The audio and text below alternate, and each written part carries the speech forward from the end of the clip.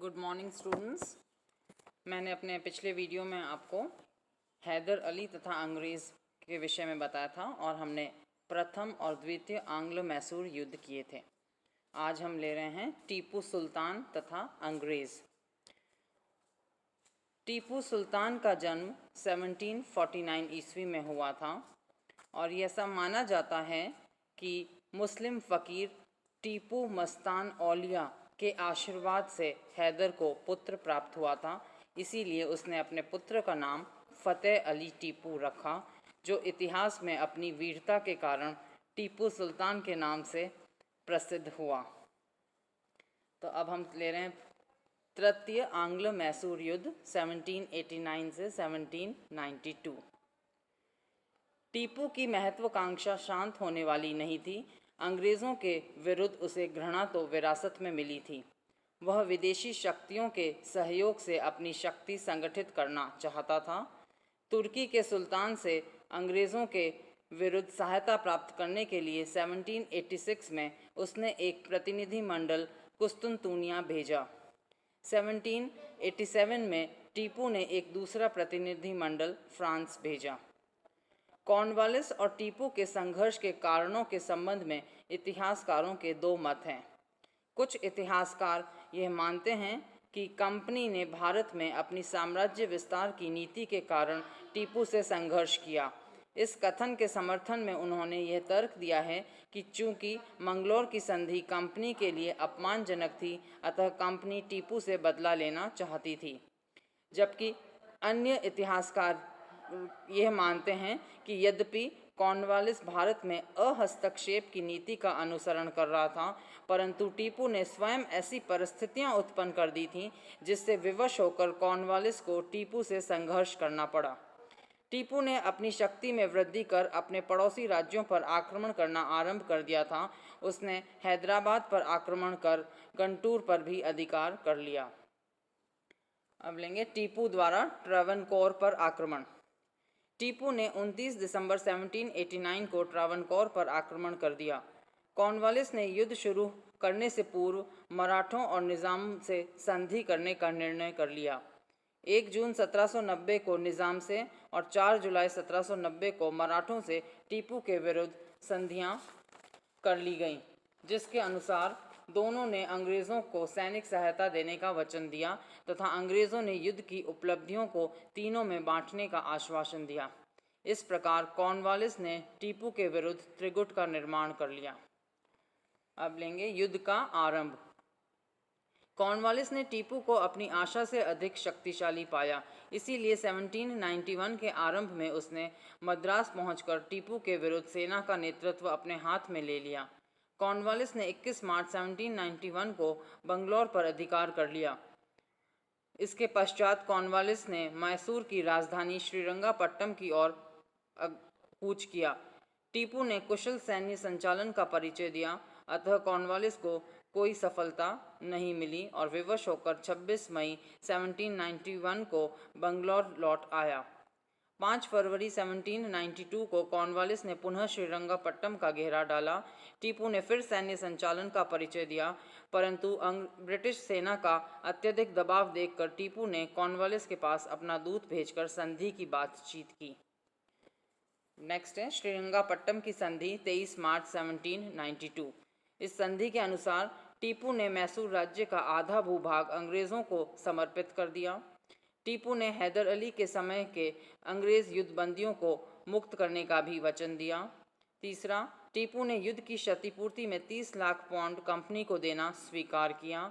और चौथा, टीपू ने अपने 2 पुत्र मोइजुद्दीन और अब्दुल खालिक को अंग्रेज़ों को अमानत के रूप में रखना स्वीकार कर लिया।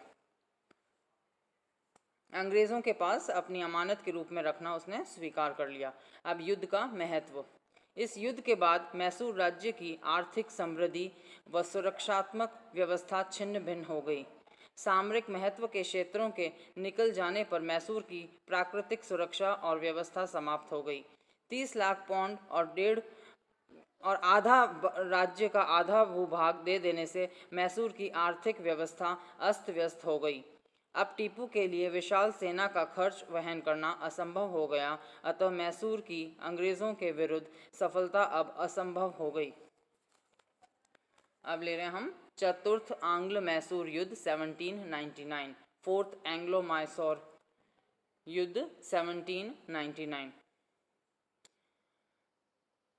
श्रीरंगापट्टम की संधि के बाद टीपू ने राजधानी में किलेबंदी की और नए दुर्गों का निर्माण करवाया, अनेक नए सैनिकों की भर्ती की, सेना का अनुशासन किया और उसे पुनर्गठित भी किया, विद्रोही सरदारों को दंडित किया और अपने पुत्रों की अंग्रेज़ों से मुक्त कराने के लिए प्रजा से बलपूर्वक धन भी वसूल किया।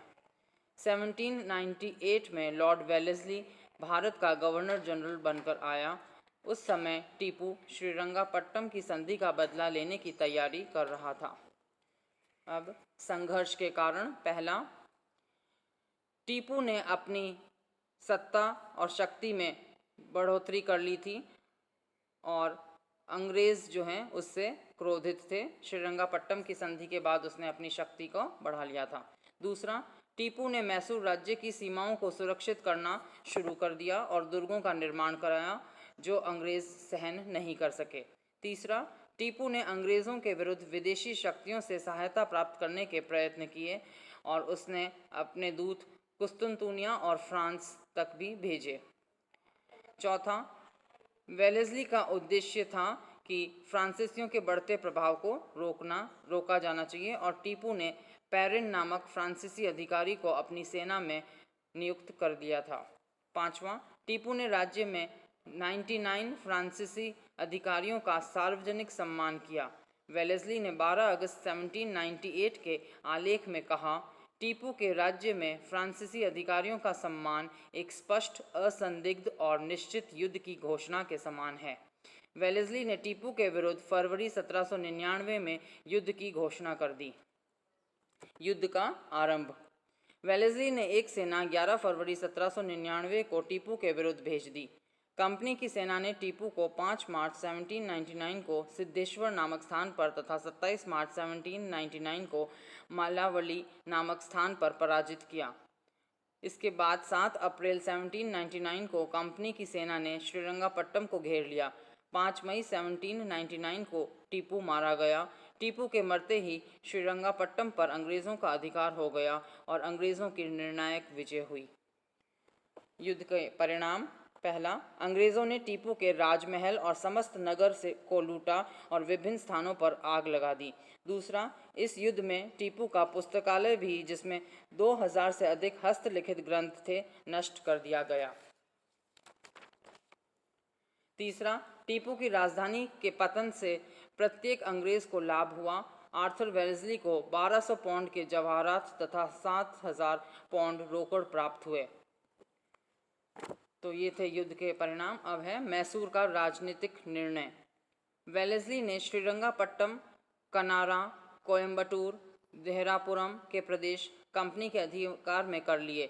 मैसूर का शेष भाग यानी मध्य मैसूर, मैसूर के प्राचीन हिंदू राजवंश जिसमें हैदर अली ने मैसूर राज्य हस्तगत किया था, उसी के व्यक्ति चमराज के 2 वर्षीय पुत्र कृष्णराज वाडियार तृतीय को दे दिया गया। वेलेस्ली ने उसके साथ सहायक संधि कर ली, जिसके अनुसार कृष्णराज ने कंपनी को 22 लाख रुपए वार्षिक खिराज देने का निश्चय किया। मैसूर में एक ब्रिटिश रेजिडेंट नियुक्त किया गया। टीपू के दोनों पुत्रों को बंदी बनाकर कलकत्ता भेज दिया गया। वेलेस्ली की मैसूर नीति से कंपनी को महत्वपूर्ण लाभ हुआ। मैसूर अब बहुत ही छोटा सा राज्य रह गया तथा अंग्रेज़ों के कट्टर शत्रु का अंत हो गया। अब मैसूर के प्रशासन पर कंपनी का प्रभाव हो गया। नेक्स्ट है अंग्रेज़ों की मैसूर नीति का मूल्यांकन। अनेक इतिहासकारों ने मैसूर की नीति की अंग्रेज़ों की आलोचना की है। टीपू की बढ़ती हुई शक्ति को कुचलने के लिए कॉर्नवालिस ने ट्रेवेनकोर पर टीपू के आक्रमण का बहाना बनाया और टीपू पर आक्रमण कर दिया। वेलेस्ली ने भी टीपू से युद्ध करने का निर्णय लिया, जिसके लिए कोई कारण विद्यमान नहीं था। भारत में अंग्रेज़ों को फ्रांसीसियों से भय था, परंतु उसका यह भय केवल मानसिक था, वास्तविक नहीं। फिर अनेक भारतीय नरेशों ने भी अपनी सेना में फ्रांसीसियों को रखा था, लेकिन जिस प्रकार टीपू को दंड दिया गया वैसा किसी को नहीं दिया गया। वस्तुतः फ्रांसीसियों के प्रति अंग्रेज़ों का भय सर्वथा काल्पनिक था। मैसूर के पतन का एकमात्र कारण मैसूर की बढ़ती हुई शक्ति थी, जो अंग्रेज़ों के लिए असहनीय थी।